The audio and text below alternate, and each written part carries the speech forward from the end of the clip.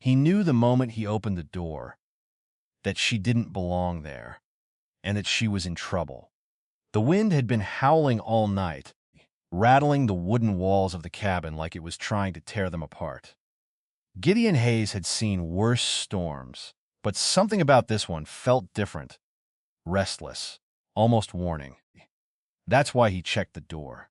He didn't expect to find it unlocked. Gideon frowned slightly, his hand tightening around the handle before he pushed it open slowly. The fire inside had burned low, casting long shadows across the room. At first, everything looked the same: table, chair, bed. Then he saw her, curled up near the fireplace, wrapped in his old blanket, fast asleep. A stranger. Gideon didn't move for a long moment, didn't speak, didn't even breathe too loudly. She was young, tired, and judging by the dirt on her clothes and the way her hands were clenched even in sleep, afraid. He should have woken her, demanded answers, thrown her out. Instead, he stepped inside quietly and closed the door behind him. The sound was enough to stir her. Her eyes snapped open instantly. Fear, pure, unfiltered fear filled them as she scrambled backward, nearly tripping over herself trying to get away. "Don't!" Gideon said calmly. His voice was low, steady. "I'm not going to hurt you." She didn't believe him. He could see it. "Please," she whispered. "I'll leave. I didn't mean." "Stop." She froze. Gideon studied her carefully. "You walked into a man's cabin in the middle of a storm," he said. "You didn't do that by accident." Her lips parted slightly, but no words came out. "Who are you?" he asked. A pause. "Clara." "Just Clara?" She nodded. That was answer enough. "Sit," he said, gesturing toward the chair. She hesitated, then slowly did as she was told, still watching him, still ready to run. "Now," Gideon said, removing his coat, "tell me why you're here." Silence, too long. "I needed somewhere to hide," she said finally. "From who?" She looked away.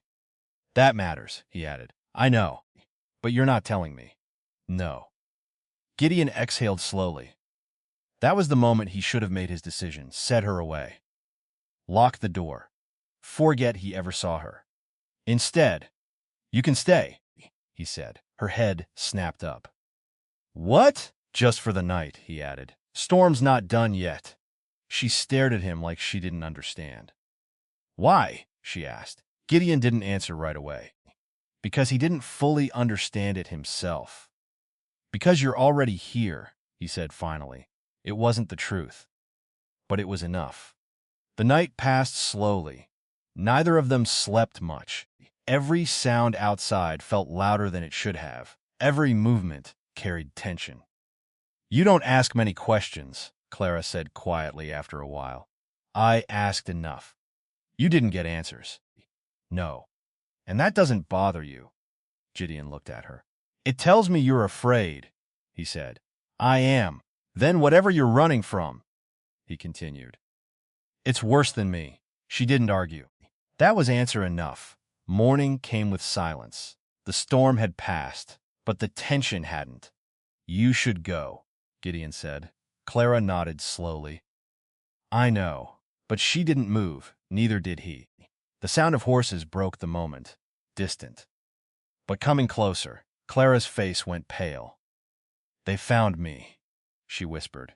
Gideon didn't ask how she knew. He just stepped toward the window. 3 riders, armed, and looking directly at the cabin. "You can still leave," Clara said quickly. "They're not here for you." Gideon turned to her. "They will be if they see you here.